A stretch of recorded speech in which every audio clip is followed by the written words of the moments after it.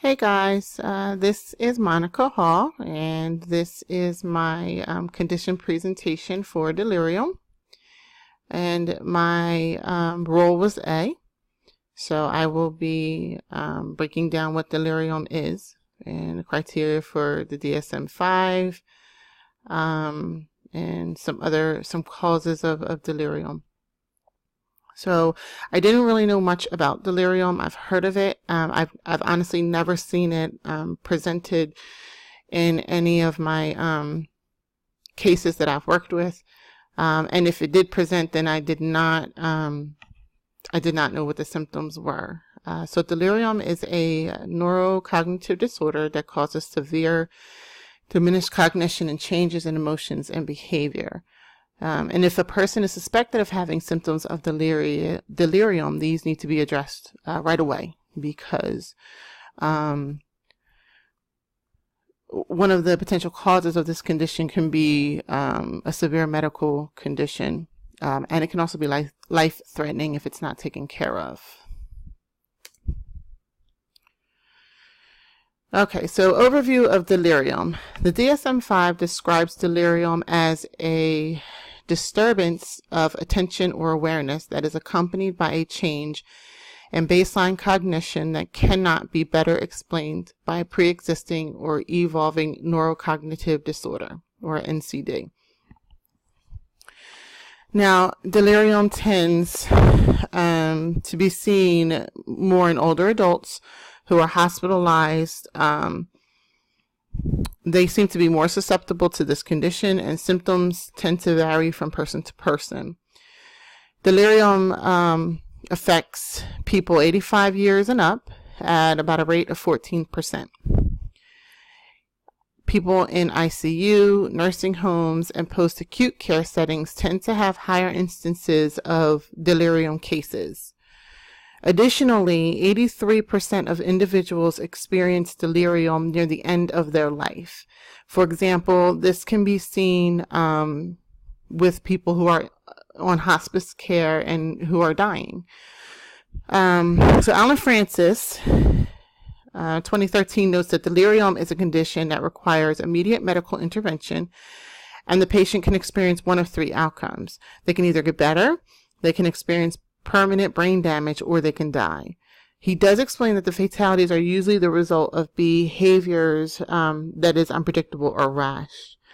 And according to the DSM-5, there's a high mortality rate among hospitalized people, with 40% of delirium diagnosed people dying about a year later. And the people who died also had malignancies or underlying medical issues that were significant. Diagnosing delirium. So this slide shows the DSM-5's criteria for delirium and the symptoms that a person can experience. Okay, so the first box talks about the criteria A from the DSM-5, which involves disturbances in attention and awareness. Now, these symptoms can include a decreased ability to focus or to shift one's attention from topic to topic. Also, there's a decrease in the person's ability to orient to their environment. And this appears to be more significant at night because the person's environment may look different. So the middle box, criteria B, relates to the disturbance having a rapid onset. Now, by rapid, they mean that it can occur within hours to a few days. And the symptoms tend to wax and wane throughout the day. According to Alan Francis in the Essentials of Psychiatric Diagnosing, the symptoms tend to be worse at night.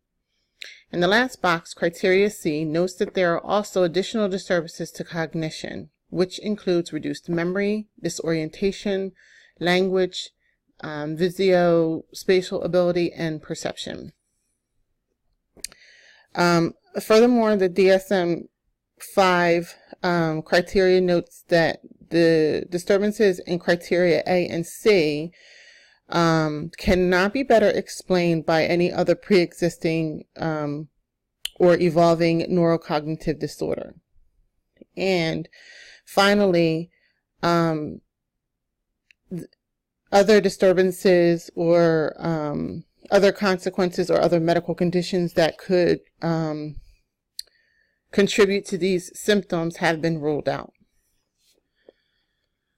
So other symptoms that people with delirium can experience are disturbances in their emotions, such as a labile mood, anxiety, depression, irritability, and anger. Behavioral changes also occur with this condition, and they can include hallucinations, delusions, agitation, aggressiveness, combativeness, and a reversed night-day sleep-wake cycle.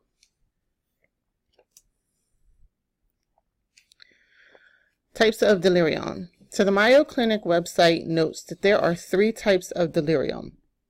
These include hyperactive, hypoactive, and mixed delirium. So hyperactive delirium is the most recognizable of the 3 and includes symptoms such as restlessness, rapid cycling of mood, or hallucinations. Hypoactive delirium can consist of decreased motor activity, lethargy, or confusion. It can also increase the risk of death in delirium patients who have chronic or terminal illnesses.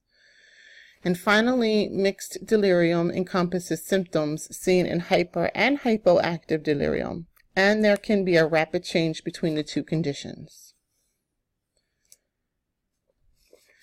Delirium versus dementia. So I think it's important to discuss delirium versus dementia, because some of the symptoms of delirium could look like symptoms of dementia. And according to the Mayo Clinic, it is also possible for dementia and delirium to occur together. And this appears to happen quite often in dementia patients. So the symptoms of dementia and delirium, as I previously stated, can be similar, and this can make it a challenge to tell between the 2 conditions. However, if you look at areas such as onset, attention, and fluctuation, this can help to differentiate the 2. And this is what was suggested by the Mayo Clinic. So onset for delirium is rapid, whereas the dementia's onset tends to be gradual. The symptoms worsen over time. And attention, a person's attention during delirium is greatly impaired, whereas under dementia, a person is still alert, especially during the early stages of the onset of dementia. And then finally, the fluctuation of symptoms for delirium, they tend to wax and wane often during the day, whereas for dementia, the symptoms can wax and wane throughout the day. However, their cognitive skills seem to remain consistent.